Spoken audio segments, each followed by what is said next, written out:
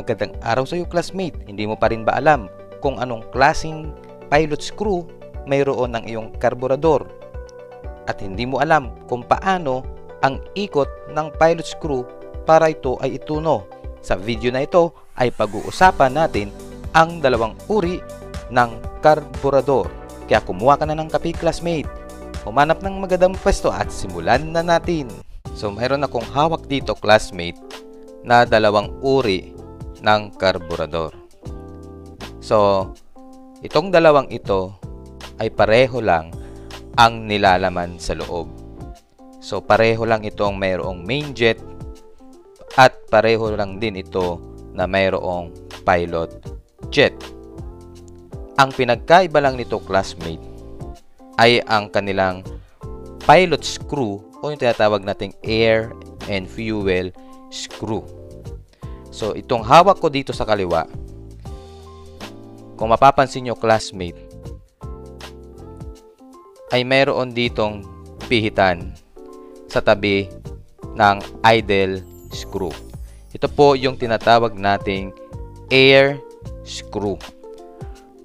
Bakit siya tinawag na air screw? Kasi, ang kinokontrol nito, classmate, ay ang pagpasok ng hangin sa ating karburador na halo sa fuel.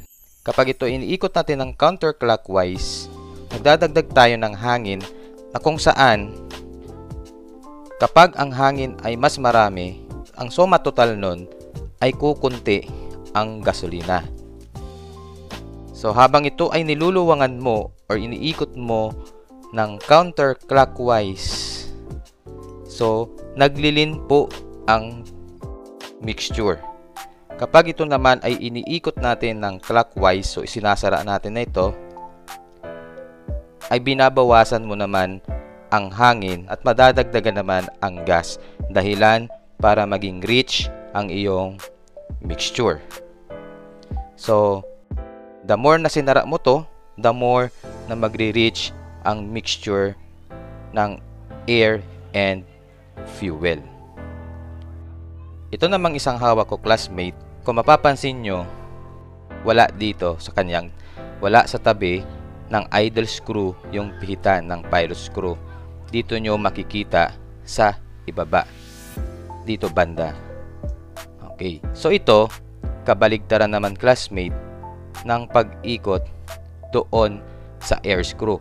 Ang tawag dito ay fuel screw. Bakit siya fuel screw? Kasi ang kinokontrol naman nito ay yung pagpasok ng gasolina sa pilot circuit. Kapag ito ay iniikot natin ng counterclockwise, ayan, counterclockwise, at ayan ay niluluwagan natin, madadagdagan naman po ang gasolina. Okay, so dahilan para mag-reach ang mixture. Kapag ito naman ay inikot mo ng clockwise o pahigpit, pasara, so ang nangyayari naman ay nagiging lean ang ating mixture. So kabaligtaran siya, classmate, dito. So ganito, classmate. So another explanation. Dito, kapag sinasara natin ito clockwise, magre-reach ang mixture. Dito, kapag sinasara natin clockwise, maglilin ang mixture. Dito, kapag bubuksan natin counterclockwise, maglilin ang mixture. Dito naman, kapag bubuksan natin siya counterclockwise, magre-reach ang mixture. So, yun ang pagkakaiba ng dalawang karburador na ito. Kasi baka malito kayo, nakikita nyo sa mga ibang vlog ko ay ito lagi yung aking ginagamit. Huwag kayong malilito, classmate. Basta sundan nyo lang yung tinuro ko sa pag-iikot ng dalawang tunuhan na ito para hindi kayo malito. Yung loob naman nito, yung mga jettings nito sa loob, yung main jet at ang pilot jet, pareho lang naman po yan. Okay?